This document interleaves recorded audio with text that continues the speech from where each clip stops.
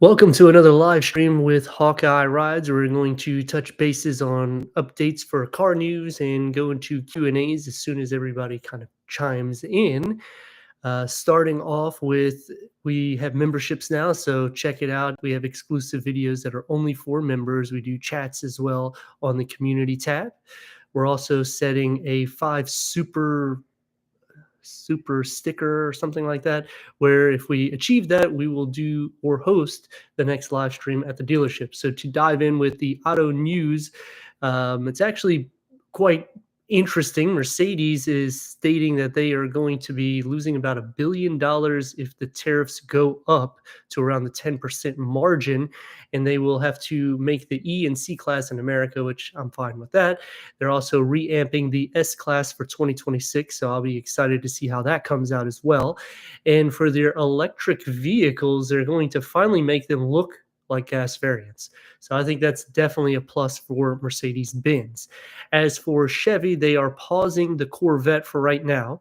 There's not really a answer to it at the moment, but it looks like they're just doing it to kind of keep production at a certain number so that way they can keep the MSRP a little bit higher. And unfortunately, Chevy doesn't really monitor adding over sticker. So this also helps dealerships add that extra 5, 10, $20,000, which I've seen myself. And I absolutely do not advise anyone paying over sticker on a depreciating asset.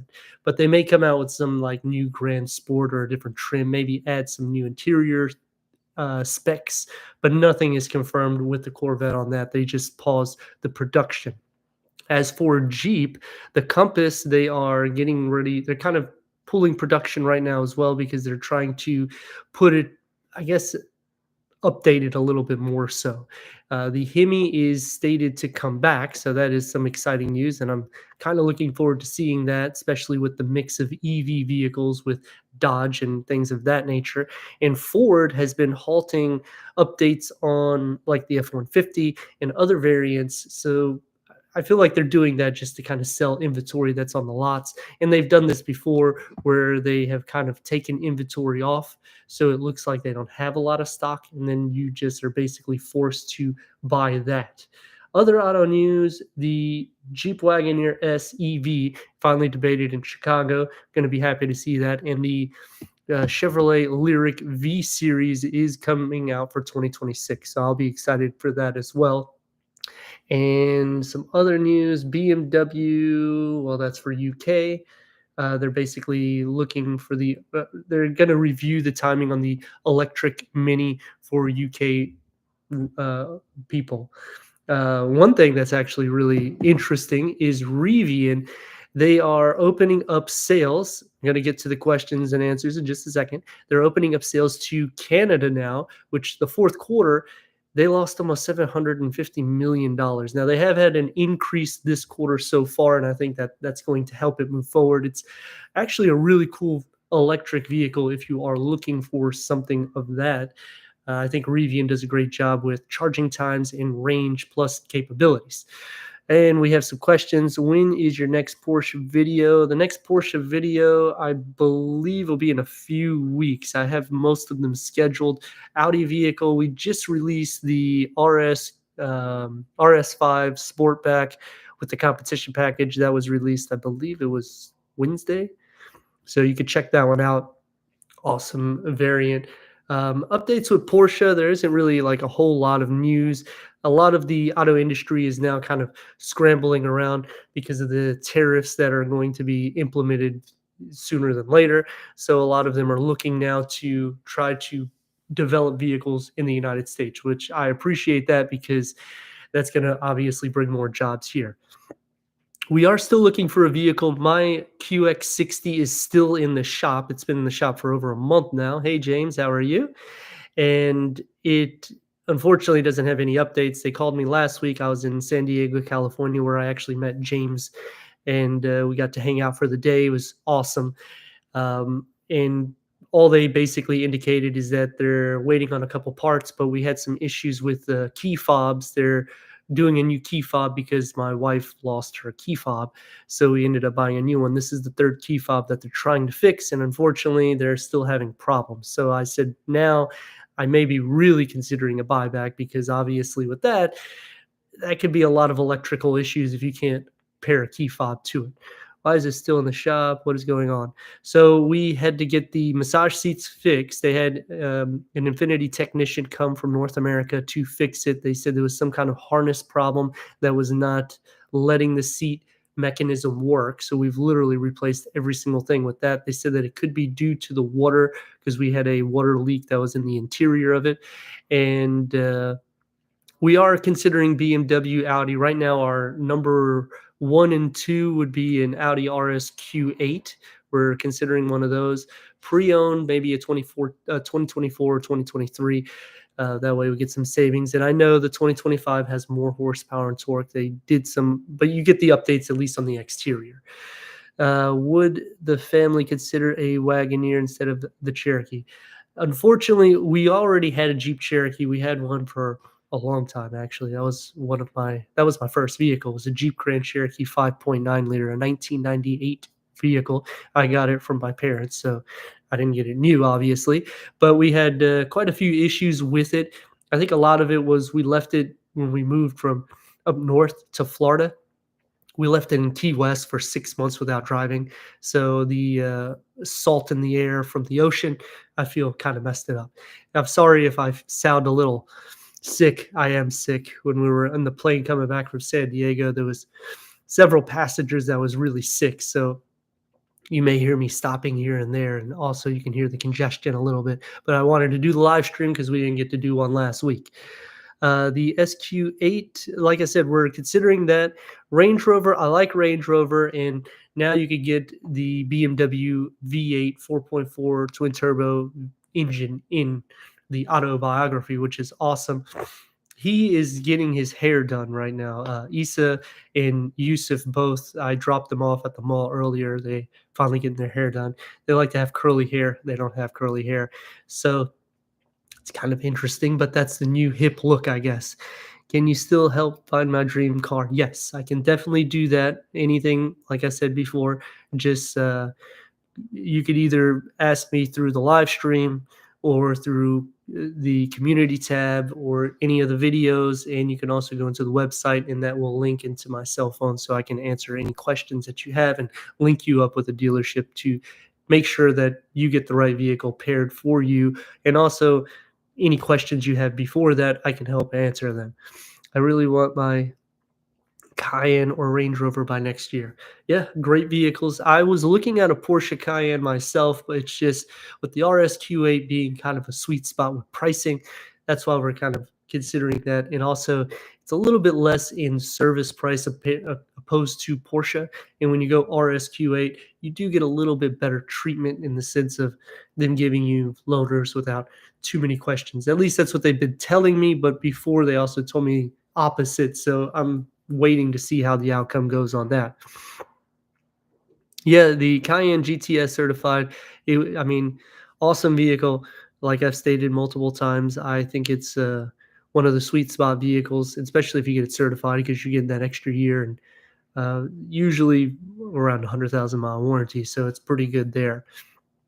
As for some other auto news, Nissan, obviously, I'm sure everyone is aware, they have completely concluded with Honda, but Foxconn is now going to be working or doing some investments. It's not done yet, but they're getting ready to do investments with Honda, Nissan, and Mitsubishi. So that's going to be still moving forward, but they're not going to be like bailing them out.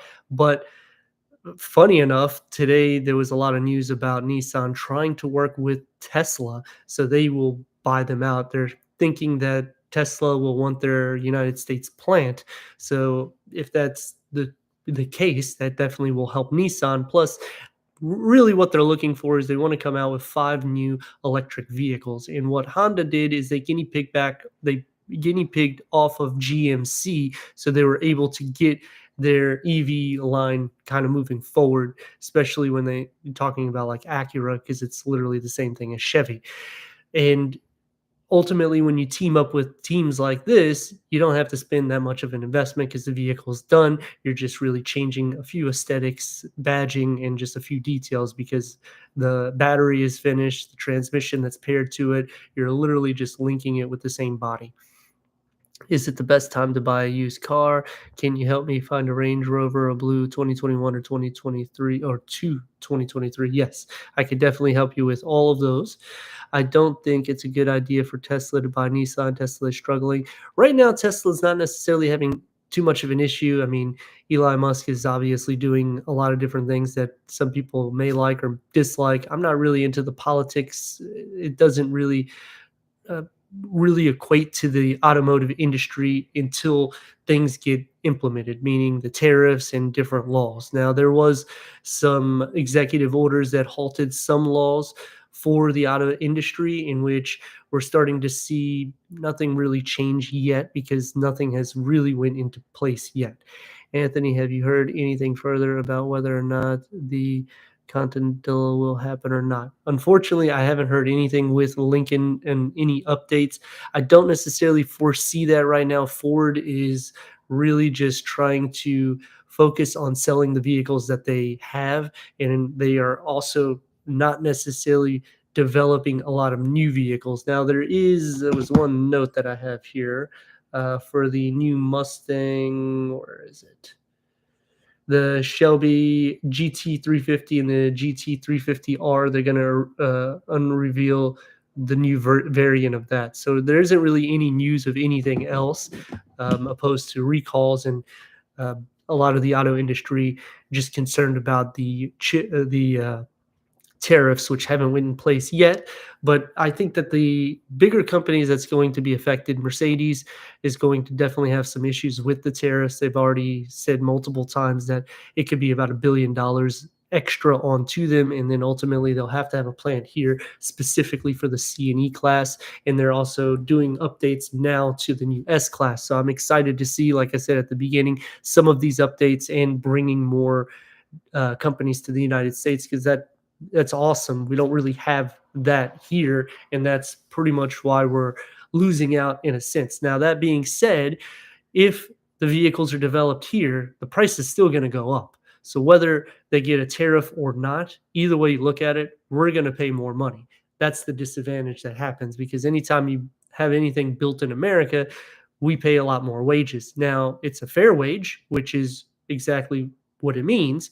And when you go overseas, it's their wage according to the compensation in the area. But in some cases, for mining the battery and stuff, I'm sure everyone's aware that they get it in areas that's really poor, in which there's kids that's 5, 6, 10, 13 years old doing it, and more or less doing it for free.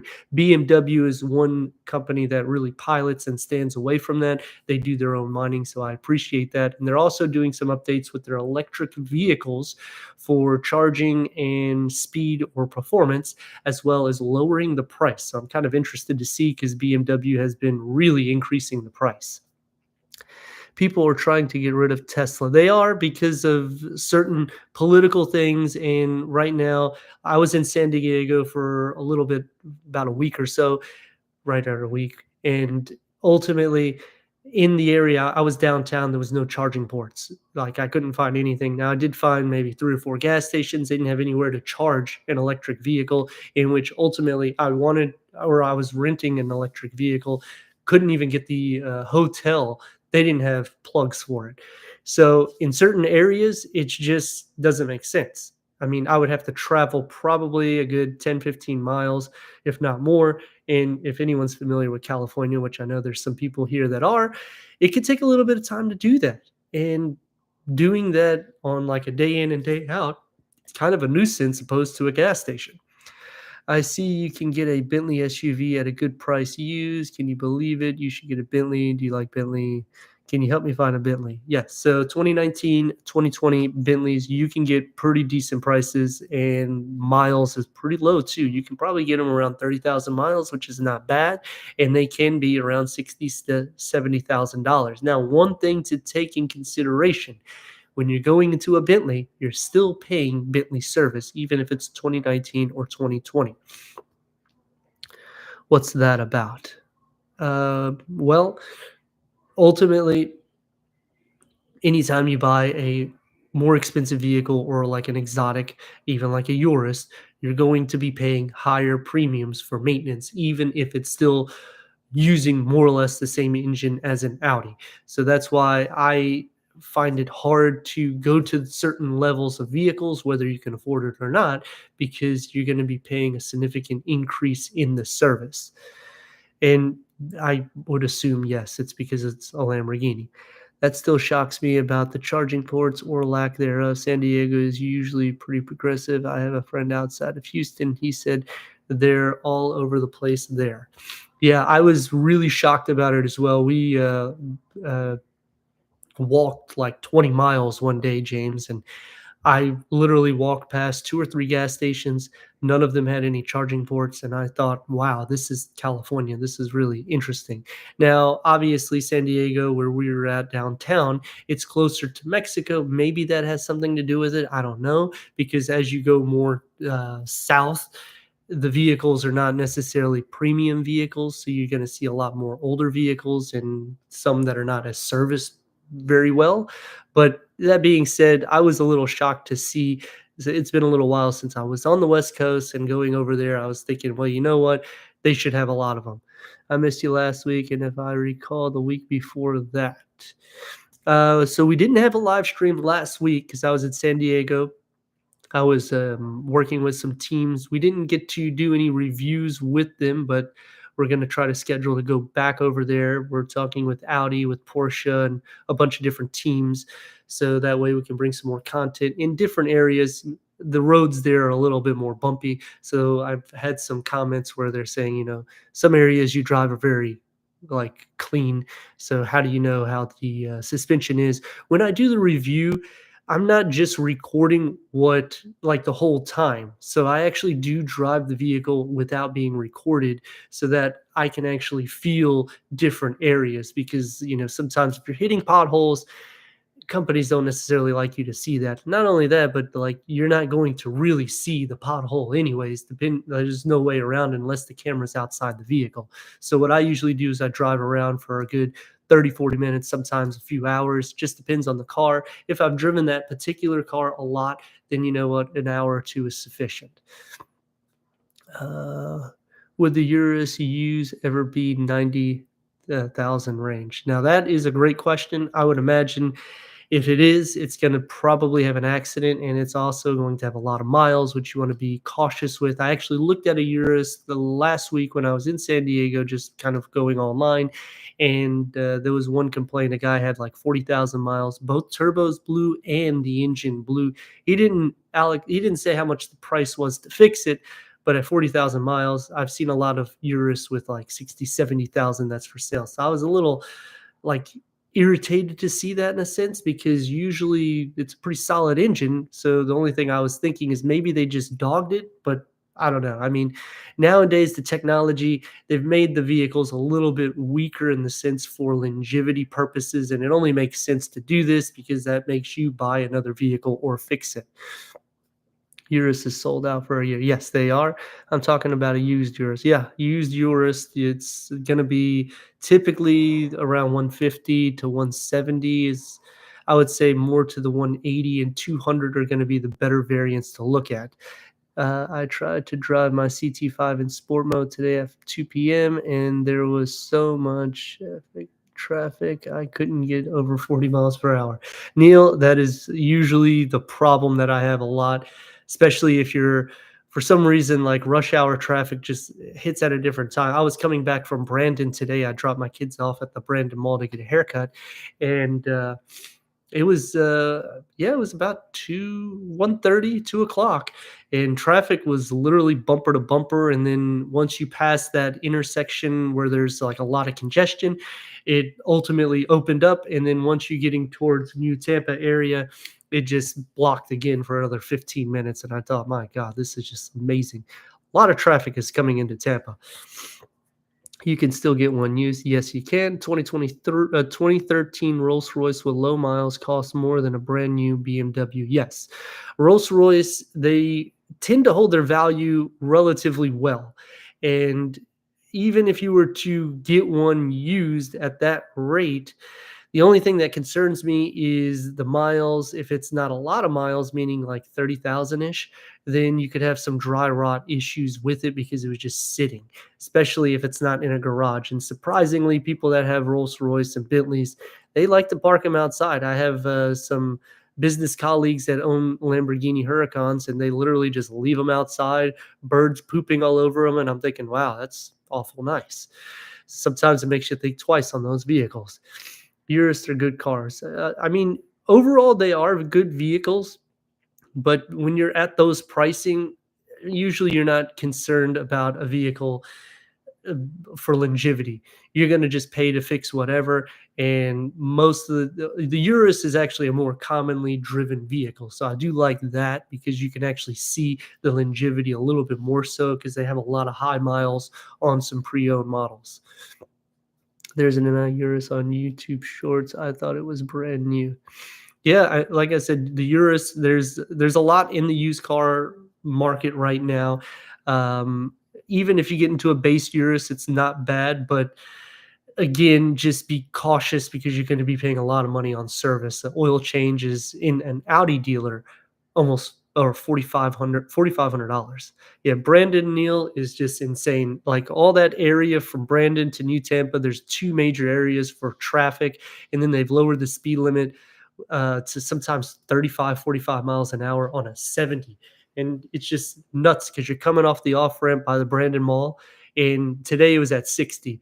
2, 3 days ago it was at 40. It's never the same speed. Every time I'm like, man, I'm going to just get a ticket because I don't know what the speed is until I'm coming off the off ramp. Bentleys are good cars. Why? Bentleys are good cars as well. I mean, the engine is more or less shared with Lamborghini and Audi. So again, just depending on what you're wanting to spend for oil change, there's not a huge difference in the 0 to 60 numbers and the horsepower and the torque. You can get all of the same power out of like an RSQ8 opposed to going to a Bentley Bentayga or going to a Lamborghini Urus. So I always suggest people start with the Audi first because it has the least horsepower and torque compared to those, and it's a little bit slower, but it's not as significant. Unless you're going on the track, you're not going to really notice much of a difference. That car should be parked in a garage. Yes, it should. Hey, Sean, good evening to you as well. Will you be getting across to any Rivian models? We are going to try to get some in the next coming weeks. There's some new dealerships that have opened up, and unfortunately, Rivian, it's not like a dealership that's opened up around here, but we do have some connections, so we are going to be bringing some. We had a chance to bring some a couple weeks ago, and we kind of bypassed it because we were getting some other newer variants to bring to the channel, whereas Rivian hasn't had any like updates to their vehicles more or less. So I'm trying to bring all the latest vehicles, which we've been still having some issues here and there. That was another reason why we're considering to go to California and Miami to start bringing variants that are starting to come a little bit slower into Florida for some odd reason. Would you ever get a Bentley? I mean, I like Bentley, but I would probably go to a Porsche or maybe probably a Porsche or an Audi first and just kind of get my feet wet with them and then consider something higher end. Because again, Bentley and Lamborghini, once you start going into those prices, you do pay a lot in service. Do you like the Bentley Flying Spur? Yeah, that is a super fast car. The Flying Spur is actually Issa's favorite vehicle. Do I recommend a certified Bentley? Anything certified, I would definitely recommend because you're going to get extra warranty and you can also haggle with the price a little bit more so. So if you don't want to pay that extra premium, you could say, you know what, drop this, and then they'll drop maybe $5,000-$10,000 off of the MSRP just by you not getting the certified vehicle. Can you get a decent Porsche for a 200K budget? You can. It's going to be a little bit harder to source some of the GT models because they still are adding over sticker. And what Porsche has been doing, they're also having some talks. Audi and Porsche is thinking about bringing more variants to the United States so they can bypass the tariffs. But either way, whether they bring these, sorry, I'm a little sick, like I was stating at the beginning, whether they bring these companies over here or they keep them overseas. Either way, they're going to increase the price. So I would say in the next year, maybe two max, you're going to definitely start seeing a uptick of probably 5, 10, 20,000, especially when you go into Porsche, because on the GTs, like the GT2, GT3, they've increased the price 25 and $50,000, and they did no changes at all. Does Bentley do good servicing their cars? So Bentley's, once you start getting into higher end vehicles, what they do when you're doing oil changes, it's going to be a little bit better than Ford, Honda, Hyundai, Kia, those type of vehicles, because when they're doing an oil change, they'll usually put like a leather cloth on your quarter panels so they don't put any fingerprints or oil residue. And almost every dealership now, they don't pour the oil. It's like a gas tank. They just, like when you're filling up your car at the gas pump, one of those, like you just pump it in. They do the same thing and they click it. They'll put like a number in there, 5 or 7 quarts, and they'll just put it in. So that way oil doesn't go all over. But even Toyota does this. They're not adding the leather pieces on the quarter panel. I do have some videos through one dealership showing services. I think it's Gettle Stadium Toyota.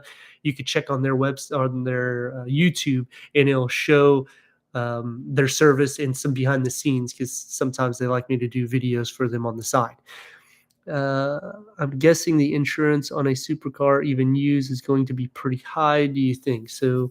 Great question, James. Ultimately, depending on the year and the type of vehicle it is, it can be where the insurance will tell you that you can only drive it certain days of the week or so many times a month. And if you want to drive it more than that, then you have to pay an extra premium. And then some will even say what time of the day. Now, it doesn't have to be exactly that time, but they want like a buffer, like you got to drive it 2, 3 hours today or this or that. So that way they can allocate pricing. Typically, they do this on more higher end Ferraris or even some retro Ferraris, meaning some classic types or older ones. And same thing with Lamborghini and any supercar, basically. But if it's like a Urus, then you're going to just give you insurance like regular, because it's kind of considered a more common vehicle, surprisingly, even though it's a 300,000 plus vehicle. Rolls Royce, they come pick up the car for service. Yeah. So Rolls Royce, Bentley, Porsche, and even Lamborghini, I've seen multiple of their dealerships where they'll flatbed you a vehicle just to pick your vehicle up so they don't put any miles on your car, to do just a regular routine maintenance. But then on top of it, you're going to be paying 2, 3 times the price. Now with Porsche, it's still going to be less than the other variants. So if you have a Porsche Cayenne, for instance, they'll drop you off maybe a Macan or something like that, or a new Cayenne. It doesn't matter, whatever they have on their fleet for rental cars, and they'll take your vehicle to the dealership, do the service. You have the loaner car. Other companies, what they'll usually do is drive it to you. It's called valet service. They are starting to implement it a little bit more so. During COVID, they started cutting it off because they felt like everybody, or they're trying to push where you do everything through your smartphone. I didn't really appreciate that. And one of the reasons why companies are doing this is Volvo has actually piloted a few years back, which I should have probably said on the reviews, but I've known for a few years now. Ultimately, they have shops that are like in malls or hip areas. So you go to them and it's a boutique, and you go inside and it's just like a lifestyle. They don't have people that sell you the vehicle. They have people that explain the vehicle to you, and then they'll take you to the vehicle and demonstrate everything and give you a test drive. Unfortunately, they haven't been able to pilot where they don't have sales teams. So they do have some of these boutique areas. There's one in Tampa and Wesley Chapel. If you've been to it, Neil, or not, you should check it out. I think it's in Wiregrass Mall. And unfortunately, I don't team up with that dealership. They just didn't want to work with me for some reason.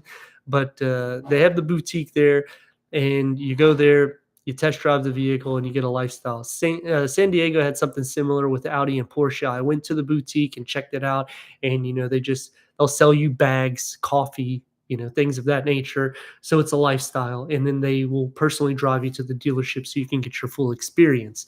But these things, even with COVID hitting and now after COVID, it hasn't been something that catches on. Usually like more higher class or higher income people will go to it, which doesn't matter. Anyone can go to them, which I appreciate that, because some people may be scared to go into a Porsche dealership because maybe they think they can't afford it, but they could. And now you have the capabilities of going in there, talking to people, and actually understanding and learning about the brand. So it's good, but it's also bad because I just don't see it really taking off. And Volvo said by 2026 they were wanting to completely stop having sales teams and do these boutique things, but it hasn't taken off at all. So I appreciate that they don't have it because it makes it easier for me. So I don't have to worry about going to specialists and talking to them. And then they, sometimes they should know more about the vehicle than me because they work exclusive with the vehicle. But sometimes the service isn't the same as a dealership.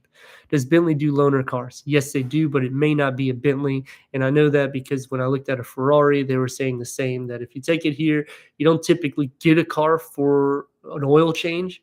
But if you need one, we'll give you one. It's not going to be a Ferrari or, in this case, a Bentley. But they should have one. But if they don't, I wouldn't be like crazy about it because I can understand why they wouldn't give it as a loaner.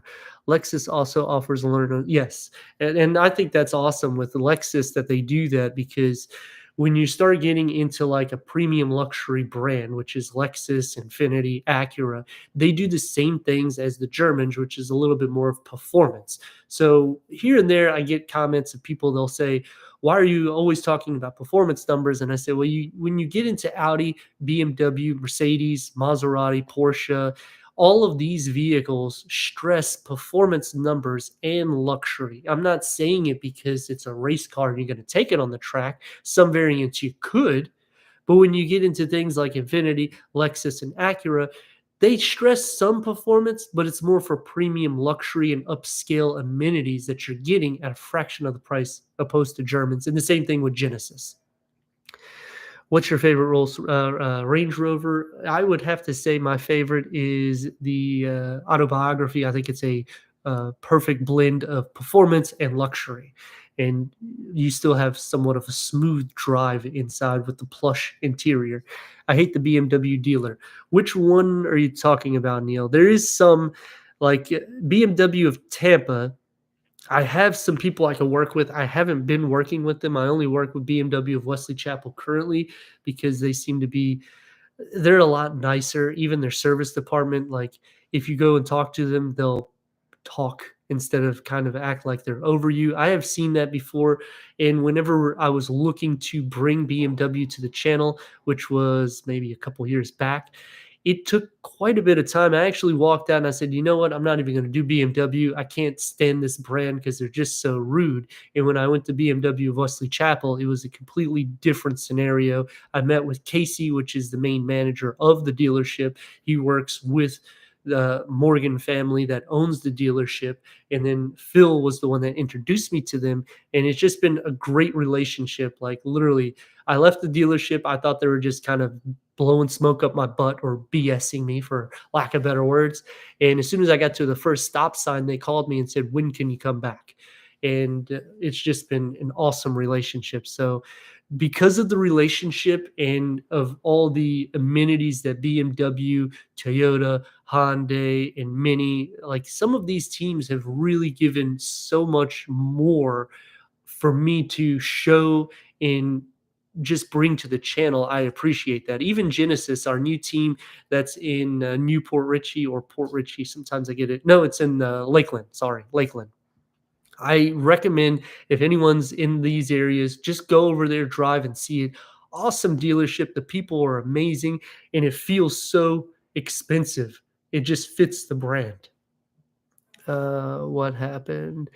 Do you like the X5 M60? I do like the X5 M60. It's kind of a sweet spot variant. My brother has the 50, which was the year before they changed to the 60. Yeah, it was BMW of Tampa. Just didn't like the vibes, and salesman was overlooking all the issues. Yeah, with the BMW Tampa, I feel like it's a little bit more aggressive. Maserati Tampa, which is in the same area, they own all the same dealerships. They're a little bit more nice, but what I've noticed with some of the dealerships on that side, they try to kind of push you to a vehicle instead of giving you an experience. BMW Wesley Chapel doesn't seem to have that same niche. I guess you could say they're a little bit more quiet based, and I think they do an excellent job.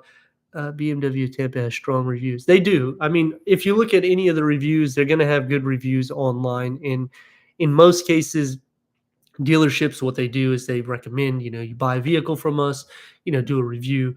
Maybe they'll give you a discount or something, and some dealerships may even pay for reviews. So sometimes with reviews, it's still good to call and see how the dealership is, because ultimately when you're buying these vehicles, they're quite expensive. So you're buying into that dealership. It's not just a lifestyle, but it is where you're going to be servicing the vehicle. And if you're not going to that one, then you're going to be going out of the way because maybe you live closer to that dealership. Me, I live closer to the Wesley Chapel dealership. I'm kind of in between the two, but the Tampa dealership, I just feel like it's a little bit more up pace. They do sell a lot more M variants, and the BMW Wesley Chapel is new. So because it's newer, I think it's maybe 2 years. I had them right when they got their contract, so maybe 3 years old at the most. I think that also helps because you're bringing in new clientele and you just want to show more, and that's what they do. Is the Cayenne S fast? They are fast. Yeah, yeah, I mean, you're going light to light, and just like Neil was saying, traffic.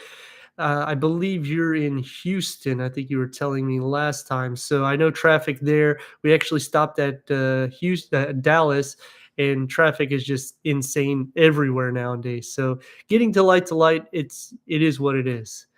Yeah, they're downstairs, kind of running around.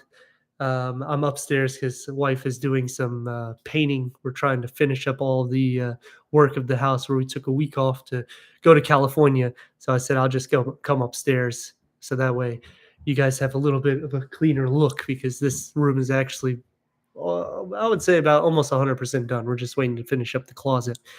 Yeah, so Houston, I mean, we actually landed, I believe, we landed in Houston, and then we landed in Arizona coming back. And both areas, I mean, you could just see traffic is insane. Every time I go to Texas, it's just they're doing a lot of road work, they're extending things. I mean, it's great, but ultimately, when you're trying to look for a fast vehicle, you're going to have some spots where you'll be able to race it, and you're going to probably love doing that, but there's not a lot anymore on the road because, I mean, they're just really packing the roads these days. And even here in Tampa, they're like trying to add lanes, but for some reason it doesn't look like they're adding them. And I'm sure Neil will agree, especially like in that Brandon to New Tampa area. It looks like they're adding a lane. I don't know if they are or not. And then they just keep adding lanes for the exit ramp, which is great because it alleviates traffic. But in the same category, it's hard to get your car up to quick speeds. And whenever you have these performance vehicles, you do want to actually play with them. So if you do get like have you been in a Cayenne S before? Yes, I have a review on the Cayenne S. I went to Pinellas in US 19 is still under construction and backed up. Yeah. I mean, it's especially like we go to Clearwater quite often. I have a lot of teams over that way in St. Petersburg, and with the bridge, the work that they're doing, it's just insane. Like you can't do anything. You're either going 100 miles an hour or you're going like 20 miles an hour, or you're dead stop for hours. And in some cases, it could take almost 2 hours to get back. I was at Hyundai this week on Wednesday. We got the new Elantra in, so I was really excited to get that vehicle. It's literally like a baby BMW M2. It has like a carbon fiber look interior, but coming back, it literally took me an hour and 40 to 50 minutes because of traffic. And that dealership is in near Sarasota. So it was about a 110-mile round trip from my house back and forth. And I thought, man, it only took me like 50 minutes to get there, but coming back almost an hour and 40 minutes, literally almost an hour extra. Cayenne S has a powerful engine. Yeah, I mean, again, with Porsche, you're going to have a lot more fun. It pretty much gives you that sporty drive that I would say Audi does a great job with when you start getting into the S and the RS. The A's are good, don't get me wrong, or just the base Qs. They have a sufficient amount of power. The torque is good at a low and high note, so you never really feel like you're in a heavy vehicle, so I appreciate that. But by far, the Porsche S will be a lot faster, and that's why you're paying a higher premium. You can get them for a good price. There is pretty good amount of Cayenne S in the used car market. I have seen some 2024 GTS at like 110 and 105. So even that is a pretty huge discount from a brand new. And yeah, so you're talking 2020 and 2021. So imagine you're already discounting if you go into a GTS, probably a good 40, 50 grand. And it's literally like the same year because the 2025s, they're almost impossible to get. That's why I haven't brought them to the channel yet. Porsche, most of the dealerships, they are kind of just not bringing a lot of vehicles to their dealership. Ultimately, I feel Porsche does it for reasons to keep the resale value where people buy them, instead of having them on the lot set. So usually you'll see a Cayenne S, but a GTS, it's sometimes is a little bit harder to see on the lot that's not sold. Does the 2021 Cayenne S, how does the engine sound? I think we have a 21 and a 22, both in S. I'm pretty sure we do. So you can hear the difference in the exhaust. When I do the exhaust on these vehicles, I don't put any filters. So you'll hear the raw exhaust note. I know it's not going to sound as throaty as it will be, like live, but that's because we have speakers and we're listening through a computer or a smartphone, but you'll be able to get the gist of it. It sounds good. Usually, when you go into Porsche and Audi, they do like a rev limiter. So it typically hits 3.5 to 4 RPMs. And when you do that, it's just like boom, and that's it. It doesn't like let you go over. So, as an example, when I did the Elantra in this week, I hit like 4.5 to 5 RPMs. When you rev it up, the darn thing just woo. I was like, whoa, this thing doesn't have anything at all. It just lets it go. And for under 35 grand, I was pretty surprised with the performance, and it was a manual. So you have to pay extra if you want an automatic transmission. But I just found it kind of interesting because it literally looks like a M2 BMW for like a fraction of the price. Obviously, it's not anywhere near the power or the luxury. It's just the way they do their seats. They have like the Recaro stylish seats, but they're real thin, making it look like it could be a carbon fiber. It's not, mixed with Alcantara and leather. And I'm like, wow, this is a Hyundai at under 35 grand. That is pretty crazy. So even when you're thinking about these more expensive vehicles, some of these inexpensive vehicles are doing so much that, I hate to say it, like other companies need to start waking up, because when you're getting variants that are getting quick speed 0 to 60, they look just as sporty, and the longevity is there because you got the warranty backing you 5 years, 60,000 miles. That's better than like luxury cars. Now, obviously, it's not something you're going to take on the track, but it's a fun daily vehicle and a practical family vehicle because I believe it was like 21 and 29 mpgs. That's pretty darn good for a four-cylinder turbocharged engine. But I mean, personally, I like Audi, Porsche, BMW. I think Mercedes is going through some changes, which I like that because now with the new S Class for 2026, I'm excited to see a lot of improvements, especially for their electric vehicles, because I feel like they just look like bubbles. So Mercedes has confirmed that they're going to start making them look more like gas variants. So I think that's going to make it look a lot more stylish. And even in the interior for Mercedes, it's more like old luxury. Whereas when you get into Audi, you have a lot of tech, and then BMW is kind of like hip. And there's nothing wrong with either of the three. It's just the way they kind of put their specs together. I think each one looks unique to themselves, but when you're looking for value, I usually will tell you which is better in the reviews, because ultimately, you know, Audi makes a great vehicle. I like the RS6 Avant, awesome vehicle, and there's not really anything to compete with it. But now we have an M5 where they're going to have a wagon in North America finally. So I'm starting to see a lot more movement with that. I wish that they offered something other than just a PHEV, because it would be nice if you had an option between a gas variant and a PHEV, but maybe that will be something down the pipeline. You're right on 2021 Cayenne S. Sounds so good. Yeah, it's a really good sounding exhaust. BMW X5 is pioneer in the luxury SUV. Yeah, I think BMW, the X5 does a great job. I'm really interested to see the development of how they're going to go forward with it.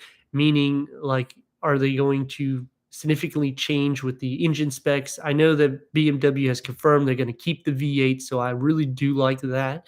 And they're going to keep the inline six for the M3, but they are going with an electrified variant. So I do like that at least you have two options there. And more than I don't know if they're going to do a PHEV. I didn't see anything through the pipeline, but they'll have an EV and then they'll have the regular M3. So I think that's awesome that they're still keeping that. And because of the new administration and the way the things have changed, ultimately, I think that can be a good a sign for the auto industry, but I would hope that they would still do different things to develop better technology for their engines. So that way they're not throwing these turbo threes. Because one reason, like, I haven't been doing a lot of GR Corollas lately.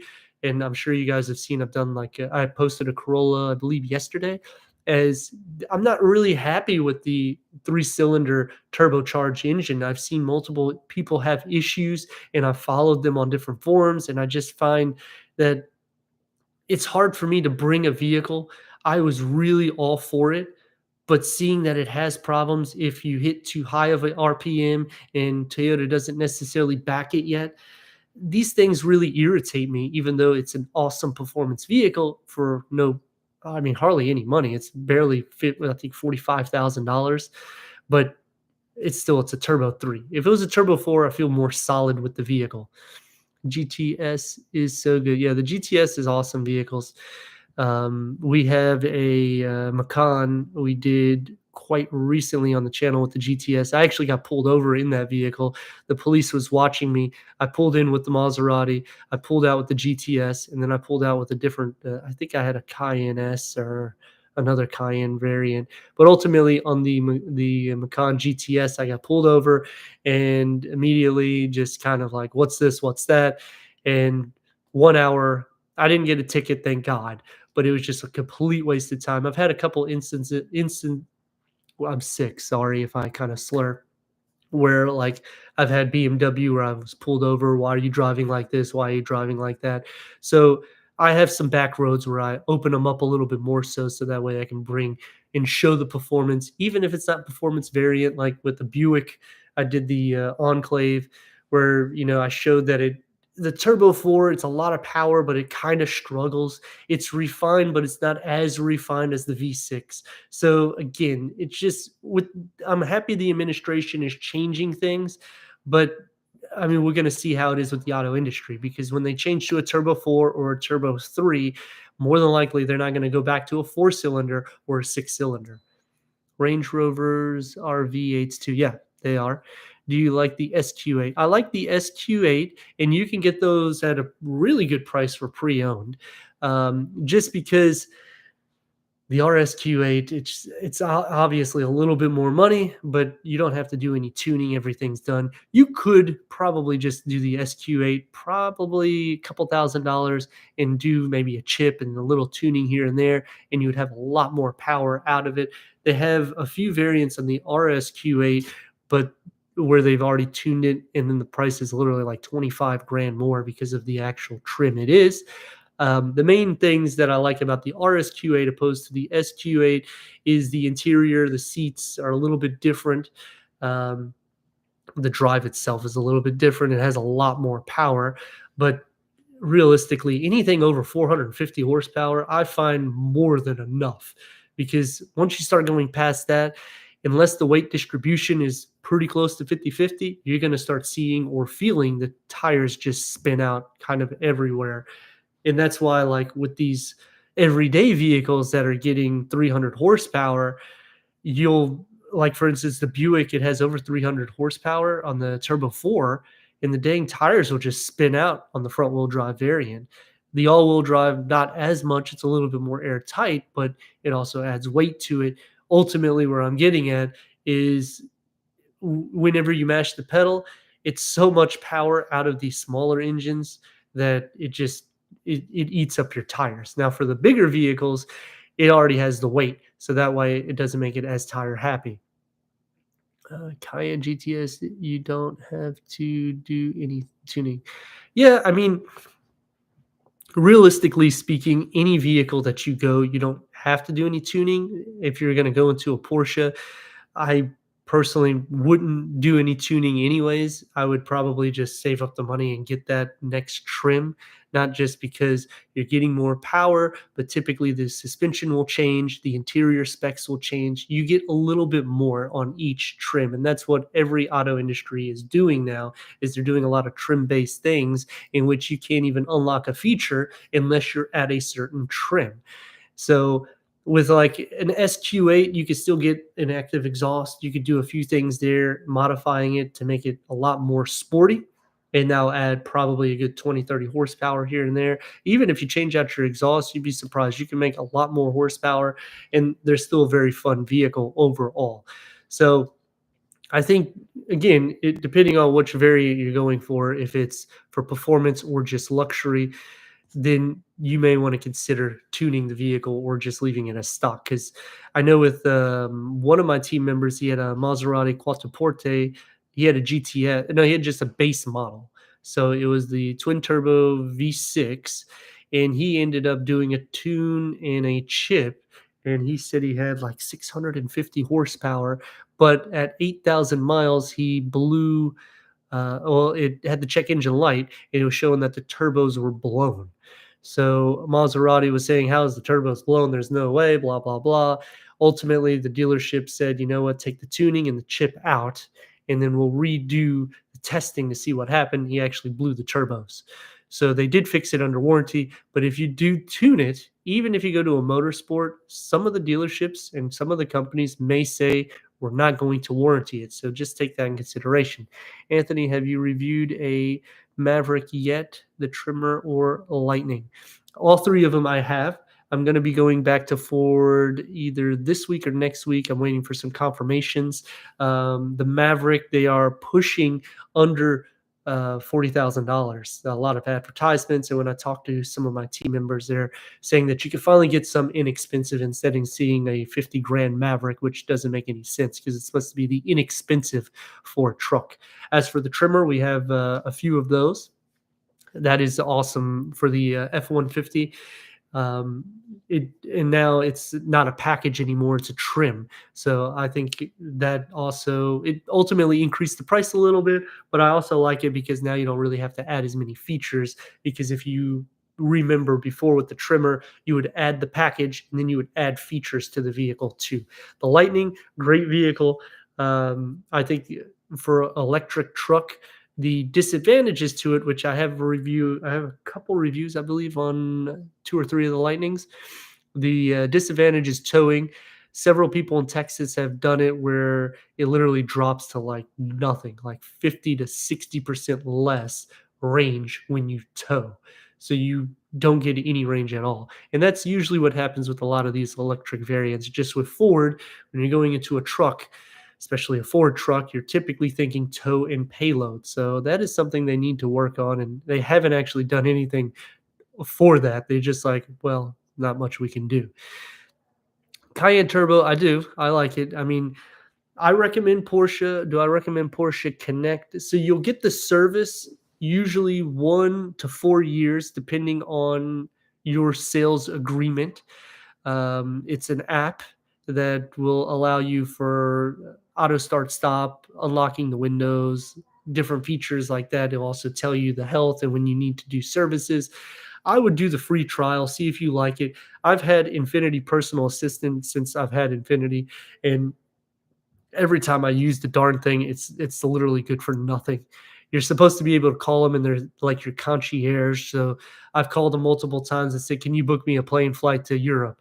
And then they call back and they're like, "So we have these that we can give you, and as an example, we'll email them to you. There's 3 different ones, and see which one you like." And I'm like, "What the heck is that? You're supposed to be booking it for me." And then like I tried them to book a restaurant, and then they call me back and they're like, "Oh, we can't do this or this." I'm just like, "Man, this service sucks. There's no point of it." So I never even use it. I still have it right now and I don't use it. Thoughts on a BMW M2?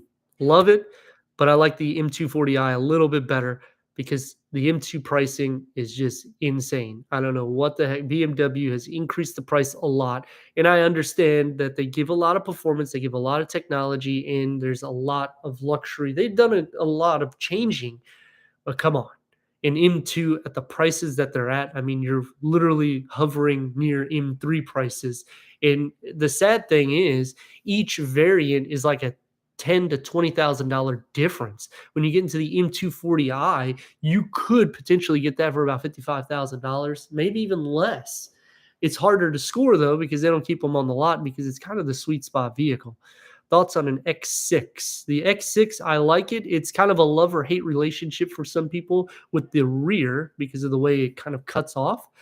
I would say save the money and go to the X5 because coupe wise, I think Mercedes has a cooler coupe design. It's a little bit more round, but for me, if I was going to go that route, I would just go to like a RSQ8 or an SQ8 or even a Q8 because I think it's a good size and the way they've done the dimensions, it's not too coupe like, but it still has that style. And unfortunately, anytime you go to these coupes, you're paying around 10 grand more, 5 to 10 grand more at least. And it's really just style because if you look at the specs, the weight distribution, everything is so close or exactly the same. I mean, if you're all right with losing some cargo, go for it. I think it's an awesome variant. I just think that it depends on the person because some people hate the rear of an X6. I think it looks nice, but it's not like my favorite for a coupe design. I would prefer the X5. And considering I'm spending more money to get the X6, maybe I would go into the M50i or the M60i. Obviously, that's going to be more like a 90 grand price. But even at the X6 level, you're going to start being around $80,000. So you could really look that route, and you'll get a detuned a detuned M engine. So it's something to take in consideration. You're not going to get everything underneath the hood as an M, and the suspension's going to be a little bit different, but you're going to have a smoother ride than a true M, and you're getting it for a fraction of the price. Sorry, we're a little sick. I'm just kind of draining a little bit. But this week we're going to be going back to BMW. I'm hoping that the wagon is finally here. They've had a lot of advertisements, but I don't see any there. Thoughts on the X4? X4, it's the last year. So if you're to get one, I would recommend getting one because it's an awesome vehicle, especially like if you want an M variant in it, they actually give you a discount on it.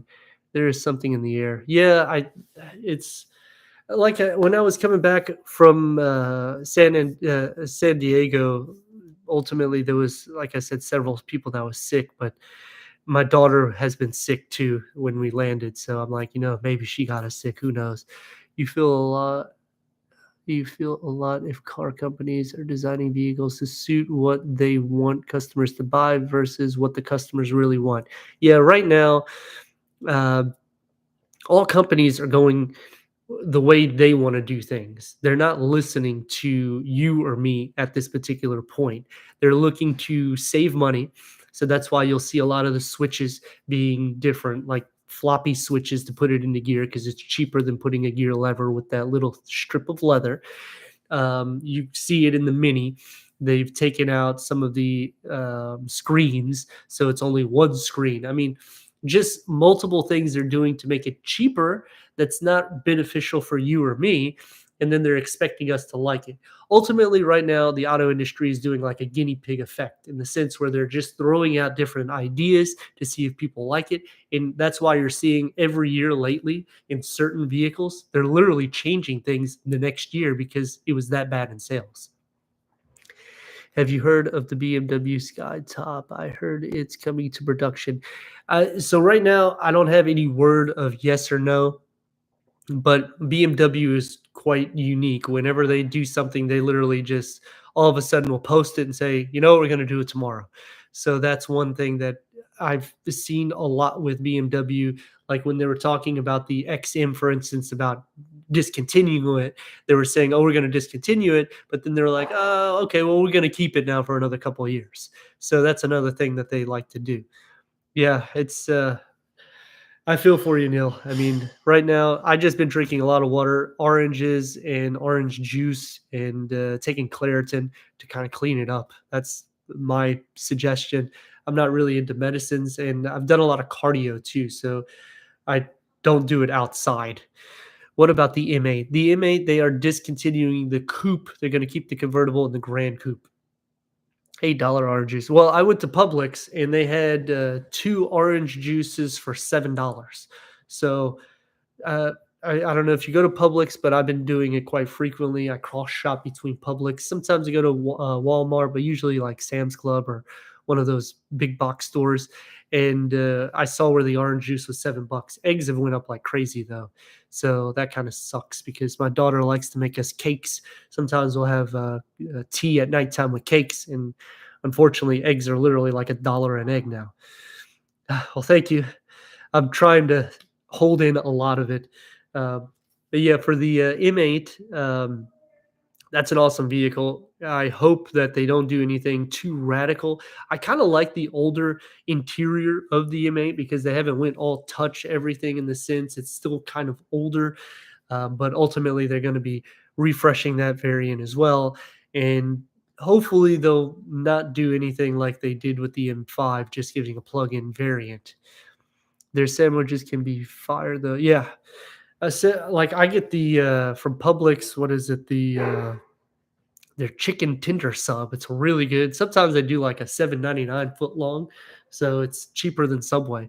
Um, I I always like that. And then they do a lot of BOGOs or buy one get one free. So if you're in the Florida area, Publix, they do a lot of different deals. Plus, like I went to Mexico and they have this hot sauce that's just awesome. So I took a packet with me and I went to Walmart, they didn't have it. But when I went to Publix, they have it in the Mexican aisle. I was like, thank God, because this is a really good hot sauce. And actually, it's funny. So I went to Mexico. Listen to this. It's crazy. We walked over there, no problems. I showed them the passport. I'm just like this. They're like, yeah, go, go, go. I come back. I give him my passport. The guy's talking, awesome guy. I end up talking to him for like 10, 15 minutes, just about different things, car reviews and Florida compared to San Diego and all this good stuff. Well, I come to find out my passport was expired a month ago. So I was like, wow, thank God they let me in because I was seeing all these different videos on YouTube where people say, "Oh man, you have to be cautious." We didn't run into any drug cartels, anything like that. Pricing is unbelievably cheap. We did go into their like village, not village, like town center. And their town center had a Walmart and a Sam's Club together. It was literally like a little America in Mexico. We paid 300 and some pesos, which was equivalent to $15, and we got a ton of stuff. So I would recommend if you've never been to Mexico, try it out. I would definitely go to like more of their side instead of the American side because typically when people go traveling, you go to something like Cancun, it's basically America in Mexico. So you're not going to really see the country.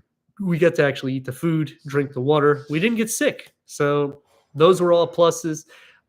It is a third world country, though. So if you do go there, just be prepared for that because you're going to see a lot of graffiti. There wasn't too much trash on the road. It was very clean. Not a lot of stoplights, but there was some police, which I wanted to take pictures of. And I pulled out my camera to take pictures. They had machine guns. They were on a Tundra, a green Tundra, four of them. I said, oh man, I want to take pictures next to them. And unfortunately, family said, don't do it. We might get arrested. And now thinking about it, my passport was expired. So I'm kind of glad we didn't go that route. I do like the Velar. I think that it's an awesome vehicle. But statistically, that particular trim, people usually say it's more feminine than masculine. Now, when they had the SV, it was the complete opposite because that was just awesome. That could go any variant or any which way. But it's basically a baby Range Rover Sport. That's the way I look at it at a discounted price. I mean, it's an awesome vehicle. I don't like the Velar. Well, it's again, some vehicles are love and hate relationship. The F Type, I like the F Type. We thought about getting one before, but right now with Jaguar, they're going through a lot of crazy changes, and even my team they didn't respond back to me the last couple times. So I need to go. I'm going to go over there this week to see what's going on, to just bring some more of their 2025 variants because ultimately they're going electrified, which I'm going to be interested to see if they start bringing back all the vehicles that they are saying that they're not going to do anymore, because that would be awesome, especially with their V8s. I mean, they have a lot of power, very fun vehicles, and the luxury is actually pretty good. They're very thin seats, but they're still comfortable. And there was one thing that I was talking with James when I was in San Diego. I said, older cars, a lot of people may not remember, they used to have pillow cushions on their seats. So you would sit literally on like pillows. Now the seats are so damn thin, they're like smaller than a finger. It's just crazy. Hopefully you get the pictures next time you visit. Yeah, I know, Sean. I really, especially because it was a green Tundra, it was a brand new one, and they were all with. They had the machine guns sitting like this. I was like, oh man, this is a Kodak moment. And so what I did is I picked up my phone and I acted like I was calling someone. I was snapping pictures, but unfortunately, I couldn't. And I kept turning like this, and they stopped and was watching me at one point because they're thinking, "What the heck is wrong with this guy?" I obviously stood out. I don't look Spanish at all. I dressed up in some Nike outfit, which made it. I was in a red shirt, and my wife was like, "Yeah, you stand out too much now." And I'm like, "Great." But I didn't feel unsafe. We walked everywhere. We did do a cab. I tried Ubering. I don't recommend Uber. I know online says you should Uber if you go to Mexico, but my God, they wanted like 50, $60 to go point 0.8 miles. We went like 5, 10 miles for $30. So it's a huge difference. Then I called the taxi cab guy again because I took his number. Then he ripped me off. He wanted $40. And I was like, okay, we're going to walk from now on. So that's what we did. We just walked everywhere else. And if you do get a chance to go, probably, I mean, I would recommend walking instead of driving because I saw the line look like 3, 4 hours deep coming back to the States, especially with my scenario, having a passport that's expired. I can only imagine the hell I would have went through. But when you walk over, you can rent a car. So that's what I would do. Just walk over there and rent a car. Make it easier for yourself. Range Rover doing well in sales. Ultimately, right now, there's a lot of up and down in the auto industry. So that's why you're starting to see a lot of the prices lower and they're starting to let you haggle because they're not selling so many. Plus, they're getting a lot more on the lots. The new Land Rover Defender, Octa. We were supposed to have it like 2 months ago. We would have been the first one to have it. Unfortunately, my team went to New York, and then when they came back, they had some issues, and then it took 2 weeks. At that point, the vehicle was already sold. So I believe they have some of those, which is an awesome variant. I'm going to go probably in the next week or so with them. So that way we can bring that onto the channel. That's their new addition. If you create a car company, will you become a billionaire? Not necessarily. If you look or remember, we had a company just quite recently go bankrupt, Fisker. So that was a billionaire. He bought the company. It went belly up years ago, and he bought the remainder inventory. Funny enough, that particular company already had like a lot of cars already built. So when he bought it, he literally bought a fleet of electric vehicles already built so he could sell them. Unfortunately, they went bankrupt as well, and they were selling those vehicles for very inexpensive. I believe the Ocean was being sold for as low as like $5,000 to $7,000. But they did say if you have any problems with these vehicles, no one's going to fix them because Fisker went out of business. So I mean, if you're thinking about doing an auto company, that's great. But I mean, look at Nissan. They're literally looking for everybody to revive them.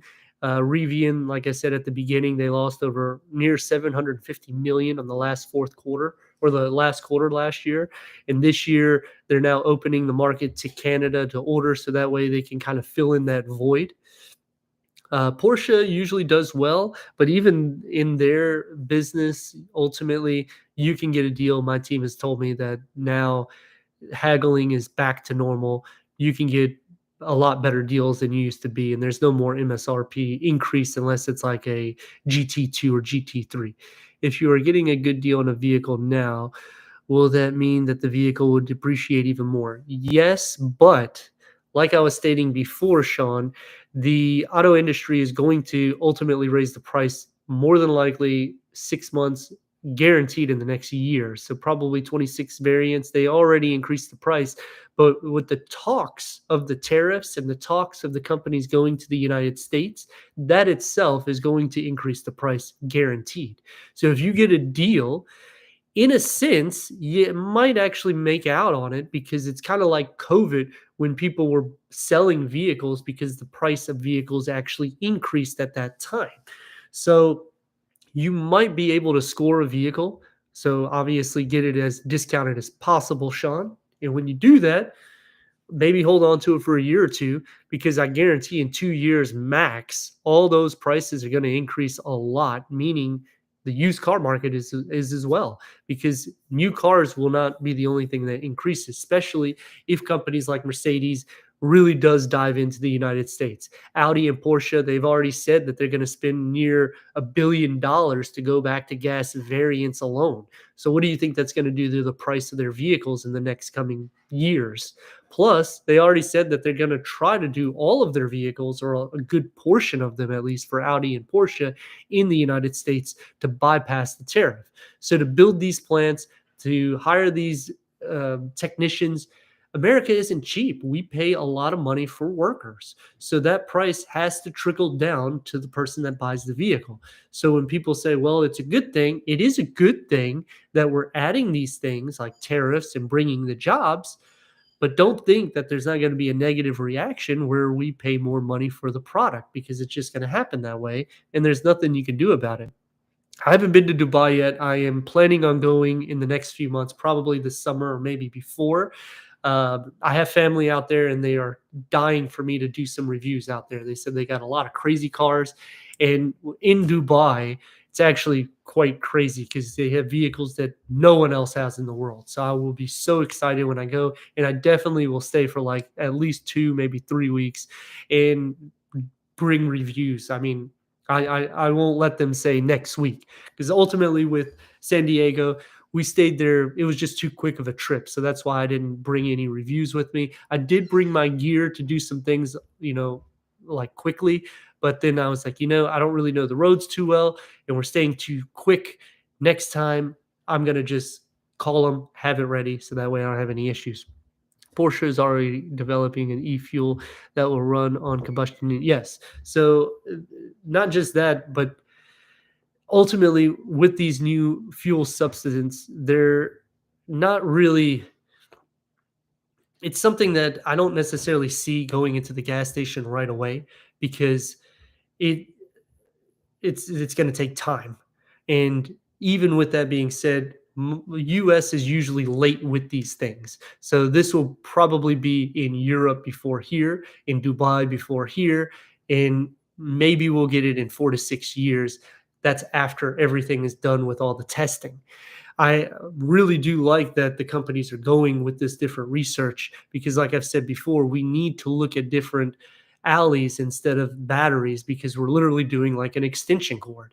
We need to be able to refill our combustion engine with some kind of liquid that doesn't affect the world. Plus, it doesn't affect the vehicle, so we can still drive it and we can fix it. Now, obviously, some of the oils will still have to work with that, but I mean, those are kind of little things. The biggest problem that we have really is the fuel. It's a fossil fuel.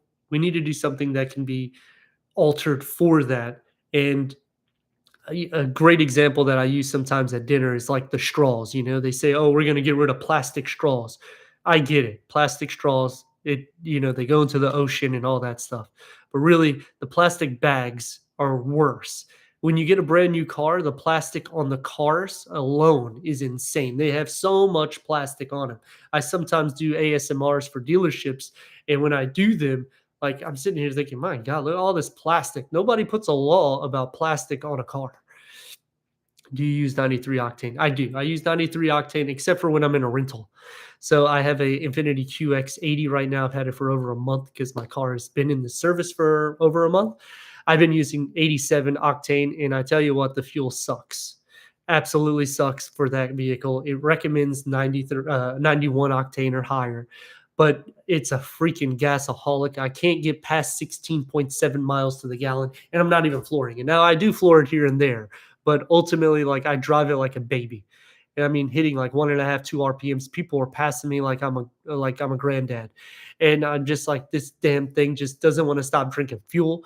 I'm even getting TikTok videos of the gulps. I don't know if anyone's seen them where they'll have like a BMW and it'll show the fuels like gulp, gulp, gulp, gulp. That's how I feel every time I'm driving a QX80. Funny enough, a QX80, what year? It's a 2024, and it's something else because like Issa was in the car. He's been in the car multiple times. So 2024, I'm sure a lot of people are familiar. I have a lot of reviews on them as well. The infotainment screen is very outdated. So the Apple CarPlay doesn't cover up the whole screen. You can't do the pinch or the swipe. Sometimes Apple CarPlay doesn't even work. Then the seats, they're flat, so you kind of slide around. It's also a very top heavy vehicle, and it feels heavy if you drive it like a granddad. But if you floor it, it's actually pretty quick. It gets 0 to 60 under 6 seconds, which is crazy for a near 6,000 pound tank. Towing is great. I didn't really tow with it, but I've used it for cargo. Like I've been doing a lot of construction in my house, as everyone knows. So I've been putting 8 foot 2x4s inside it, and it fits like a truck. So if you're looking for like an everyday truck that just loves gas, go do a QX80. I was gonna do one of those reviews, month reviews, because I put well over 1,000 miles on it. But I don't know if it's something that you guys are interested. I'll do a review because I'm sure I'm gonna have it for another week, so that way I can show all of these things. But man, that thing is a gasaholic. Infinities are not good cars. I mean, I haven't had any problems with the Infinities except for my current one, and I'm on my third Infinity. I don't think I'll buy another one because they're going to the Turbo 4. And ultimately, I just feel like it's a lot of weight. When you're going from a V6 to a Turbo 4 in these vehicles, you're not cutting the curb weight of the vehicle. You are by the engine, but the darn thing still weighs a lot. And I know that the engineering they're putting that in perspective, but still, turbo, 4 cylinders, a lot of power underneath it. I just feel like it's something that they need to just keep a V6 with it. Yeah, so like I said, James, I'll do like a quick month review on the QX80, so that way you guys can see. Get a Range Rover. Yeah, I mean the Range Rover has a 6 cylinder, and they got the V8s, and I feel like a 6 cylinder is good enough for a heavy vehicle. In my area of South Miami, I'm seeing 2025 models like GM and some new BMWs coming in so slow or nothing at all, like the 330i, X1, X2, and Audi as well. GM CT5V, same thing. I'm trying to shop around. Yeah, I've heard that. That's another reason why I went to California this week, because some of my colleagues were like, "Why didn't you go to Miami? I already have connections in Miami." And I was like, "Well, I looked at their inventory and it is a little bit shy. They don't have a lot right now." Over here, with some dealerships, I have been seeing that the 330i, I haven't actually seen any yet.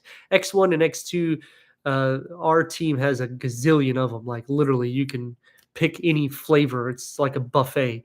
But I'm sure it's going to be the same thing with the 330. I have had two M340s, which I have both of them on the channel. One was a little bit more unique because the interior had the Shakir interior, so it's kind of that red, not red, orange. It's like an orange color.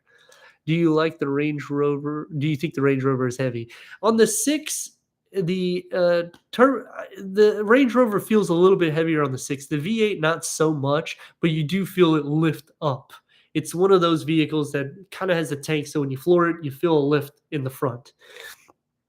Uh, it's only getting 60. Yeah. Now they do have some dealerships in Clearwater. I'm going to be bringing those to the channel, which it's weird because they only make one vehicle. I don't understand it. But the cool thing about that SUV is they have actual buttons. So it's very retro inside. And it's basically like a aftermarket Land Rover. So I think it's pretty cool. Are the tariffs slowing down production? That's what the auto industry is saying, but realistically, they're not, because there's no tariffs that's been applied yet. I think really what they're doing is they're going after legislation. They're doing a lot of things in the background trying to pay off people. So that way they don't have these tariffs because some companies, especially Mercedes, has said multiple times that that could affect them up to $1 billion. That's pretty crazy when you think about that. But in the same category, if you're making that kind of money off of a vehicle, because they discount vehicles crazy. I saw a AMG GT 45 for 90,000 and the MSRP was 130. So if they're able to discount it 40 grand, they got the price way too high. That's just what I'm thinking. I'm here in Michigan, and area have plenty of CT5s. Oh, okay. Yeah, I with Cadillac, the CT5s, even over here, they have a ton of them. The V, I've only seen one. So, and I haven't had a chance to get to it because every time I link up with it, it's sold. For some odd reason, they're not getting a lot of them. Are you getting a lot more over there on your end, Sean, for the V? Infinity is just an expensive Nissan.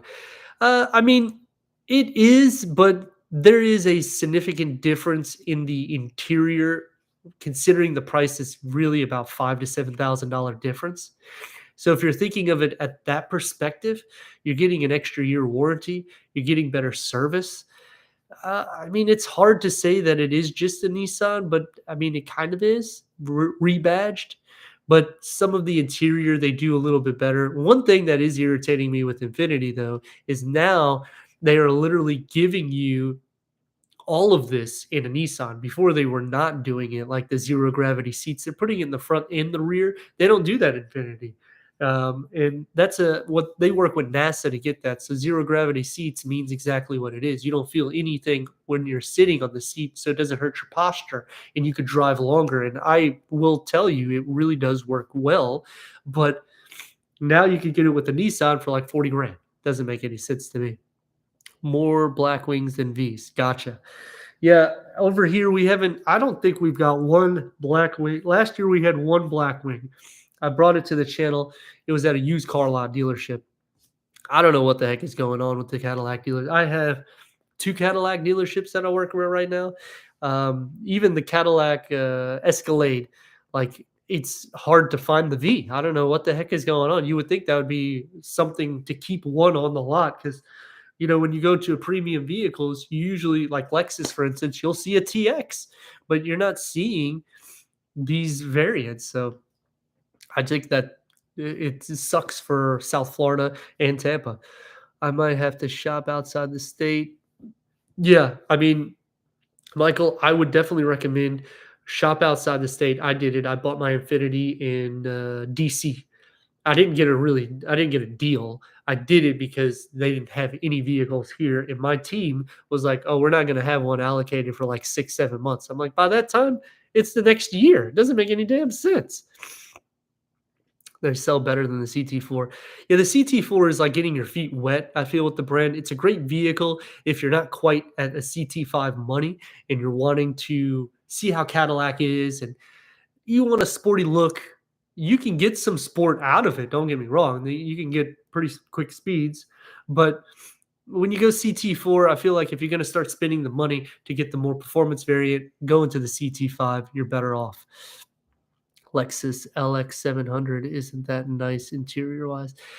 Yeah, I mean, a Lexus kind of does a older interior look, and they're using a lot of hard plastic too. I'm kind of disappointed with the way they do things because you get into some Lexus and you're at $80,000 and it's all plastic and all gloss black everywhere. And I have it with this Infinity. Dust is all over the damn place, fingerprints, coffee stain or water stain, whatever the hell it is. It wasn't even from me. It was from the person who had it before me. And it just makes the car look used and old. Porsche interior is nice. They are adding some glossy black too, so just something to look at because when I did the new Panamera, all gloss black in the center cluster, so it was a little disappointing. I'm going to end the live stream today. I gotta have to get some hot drink. I'm sorry, I feel a little sick still. It was awesome catching up. I look forward to seeing everybody on the live stream next week on Saturday. Check out the memberships. We have exclusive videos. We also have super chats where We're going to be doing some things at dealerships if we hit a certain number. Thank you guys. Thank you, Sean, for giving me little saying feel better. I appreciate that. I'm just going to keep moving, and that's all you can do to get better. And ultimately, we're going to get ready to start, like I said before, doing traveling, so that way you guys can see other variants. And I'll bring the 2024 QX80, the month review, so that way you guys can see what I mean. Thanks, Michael, Sean, EM1, James. I thank everybody. If I didn't mention you, I'm sorry. Just I'm trying to go quick through everything. I hope you guys have a great weekend, and we'll see you on the next review.